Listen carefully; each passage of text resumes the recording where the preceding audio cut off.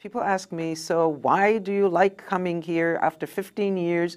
And I just get up in the morning and want to come to work because I feel that the work that we do actually does make a difference.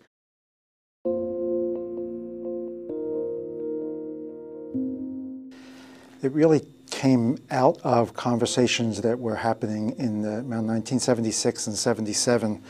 Walter Lear, who at that point was one of the few visibly, openly gay people who was sort of respected and seen as part of the larger community as opposed to as a gay activist. He was one of the people who came together to work on the formation of the task force and proposed that we have a committee around health issues in the lesbian and gay community.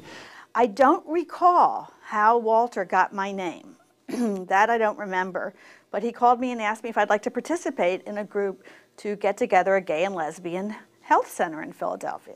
The LGBT patient community has been underserved and misunderstood by physicians and other healthcare practitioners for many, many years. There's been almost no training on special needs or special ways of approaching LGBT individuals, and that's where it came from, his observation of the need. As it became clear that there was an epidemic of gay-related immune deficiency, that's what we called it at the time, there was panic. I mean, there was panic everywhere. The AIDS task force was formed as a committee of what was by that time PCHA, and that was a doctor's group. With the AIDS task force, I was one of the original volunteers back in 1981. Starting off with doing STD, sexually transmitted disease outreach at the bathhouses and in the bars, and then also working at their clinic for clients who came in, which was on Spruce Street at that point. Peter started with the organization after the Philadelphia AIDS Task Force had started. He was a physician in private practice. He took a really deep interest within the organization, so not only committing himself on time, but committing himself to fundraising on the board and management on the board, but then also being on the front line himself. Just seeing the dedication that he was working with there was just simply amazing. I think that if Peter was around, he would be extremely proud.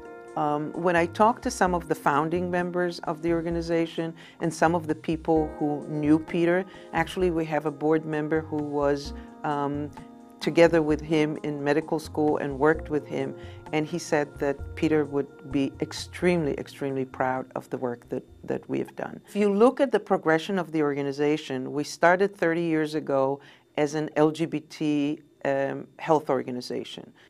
We stayed true to the community when the AIDS epidemic hit and became an AIDS organization.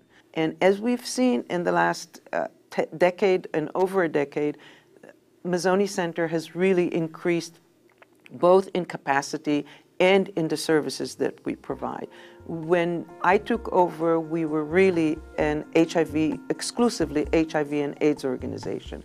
Nowadays, we're much more than that.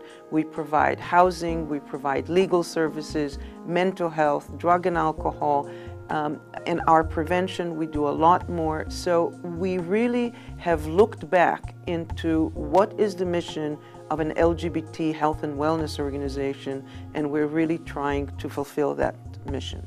After I was originally involved in the formation of Philadelphia Community Health Alternatives, I really wasn't involved in it after that. So to see what the accomplishments had been in 30 years was really incredible to me and made me feel just terrific and made me feel even prouder of Walter Lear for what he had done. I now have the perspective of 15 years to see how far we have come from a small, on the margin kind of an organization to a fairly large organization that truly has an impact on individual lives and on policies of the city of Philadelphia. When I first started out, my mission with the AIDS Task Force, or PCHA years and years and years ago, was this whole more holistic aspect that the Mazzoni Center is now working with, and the depth and breadth of that again, and just seeing that they're doing so well with that. I mean, that's what I volunteered for 30 years ago, and I'm just glad to see that they're still doing it today.